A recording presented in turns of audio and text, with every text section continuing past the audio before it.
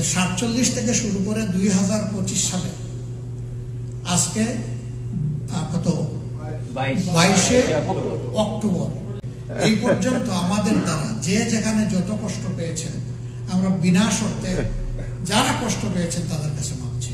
জামাতের আমিরের এই বক্তব্য শুনে আপনার কি মনে হচ্ছে? জামাত ক্ষমা চেয়ে নিল? 71-এ যে মানবতা বিরোধী অপরাধের সাথে তাদের জড়িত থাকার অভিযোগ করা হচ্ছে, সকল রাজনৈতিক দল এখানে একমত যে তারা 71-এ মানবতা বিরোধী অপরাধ করেছিল এবং তাদের যে পত্রিকা, তাদের যে মুখপাত্র হিসেবে যে পত্রিকা তারা ইউজ করতো, দৈনিক সংগ্রামের অসংখ্য জায়গায় তারা পাকিস্তান ঐক্য রাখার জন্য বিভিন্ন কর্মসূচির কথা বলেছেন।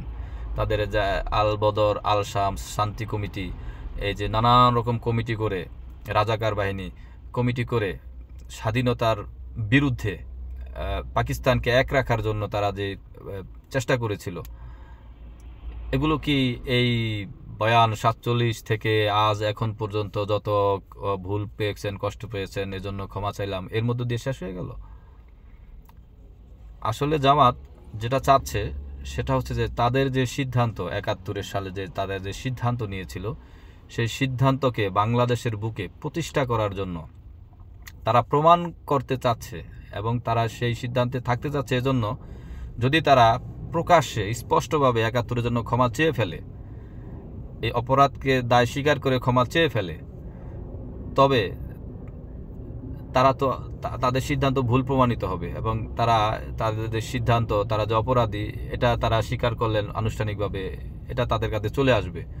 কিন্তু তারা যেটা চাচ্ছেন যে সেটা না করে তাদের যে সিদ্ধান্ত ছিল, সিদ্ধান্তের জন্য যে মারা গেছে, যা হয়েছে, যা ক্ষয়ক্ষতি হচ্ছে বিষয় না, তারা যে সিদ্ধান্ত নিয়েছিল এই সিদ্ধান্তকে বাংলাদেশের বুকে প্রতিষ্ঠা করতে চাচ্ছেন এবং প্রমাণ করতে চাচ্ছেন যারা 1971 সালে মুজিব যুদ্ধ করছে কি করে নাই, মুজিব স্বাধীনতা চেয়েছে কি চায় নাই, এই ব্যাপারটা তারা বারবার আনে। এটা নাথিং একটা বিষয়, এটা বিষয় না।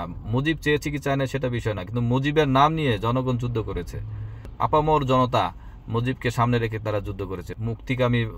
মুক্তিযোদ্ধারা যুদ্ধ করে দেশ স্বাধীন করেছে। তারা প্রমাণ করতে চায়, আজ হোক কাল হোক, তারা দৃঢ়ভাবে তাদের সে অবস্থানে এখনো অটুট আছে। তারা প্রমাণ করতে চায় যে যারা মুক্তিযুদ্ধ করেছেন তারা ভুল করেছেন এবং তারা যে সিদ্ধান্ত নিয়েছেন সেটাই সঠিক এবং সেটাই বাস্তব, এবং সেই সিদ্ধান্তকে তারা ধীরে ধীরে তারা বাস্তবায়নের পথে এগিয়ে যাচ্ছেন। তারা দেখবেন যে তাদের যে এই ম্যাগাজিনগুলো আছে, কয়েক মাস আগেও একটা ম্যাগাজিনে এরকম একটি প্রবন্ধ তারা ছাপিয়েছেন যে ইসলাম বিমুখ হয়ে কিছু মানুষ তখন মুক্তিযুদ্ধে অংশগ্রহণ করেছিল এবং পরবর্তীতে তারা তাদের ভুল বুঝতে পেরেছিল। এরকম বয়ান তারা ছাপিয়ে যাচ্ছেন। আমরা জামাতের কাছে যেটা চাই সেটা হচ্ছে যে 71-এর যে অপরাধ, আল বদর, আল শামস বাহিনী, রাজাকার বাহিনী, শান্তি কমিটি, এইসব বাহিনীর মধ্য দিয়ে তাদের সাংগঠনিকভাবে বাংলাদেশের বিরোধিতা করেছেন এবং বাংলাদেশ, এটা শুধু রাজনৈতিক সিদ্ধান্ত ছিল না, তারা রাজনৈতিক সিদ্ধান্তের বাইরে কয়েক কদম এগিয়ে গিয়ে যারা স্বাধীনতাকামী ছিল তাদের ক্ষতি করেছেন এবং পাকিস্তানি হানাদার বাহিনীকে নানানভাবে সহযোগিতা করেছেন।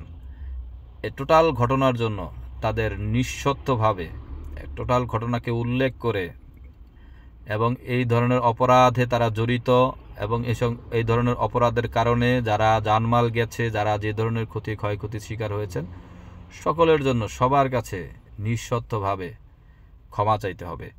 এই ব্যাপারটা যখন তারা স্পষ্ট করবে, আমি মনে করি তখনই তারা নৈতিকভাবে, তারা যে ইসলামিক দল দাবি করেন, তারা যে মনে করেন যে জামায়াত ইসলামী, এবং তারা নানান কথা বলেন যে ভোট দিলে জান্নাতে যাওয়া যাবে, 18 কোটি মানুষের সোয়াব পাওয়া যাবে, এই বয়ানের বাইরে নিয়ে কি বলি যে তারা যে নৈতিকভাবে একটা নবী রাসূলের দল বলে থাকেন, তাদের আমি মনে করি এই ক্ষমা না চাওয়া পর্যন্ত তাদের যে নৈতিকতার জায়গাটা প্রশ্নবিদ্ধ থাকবে।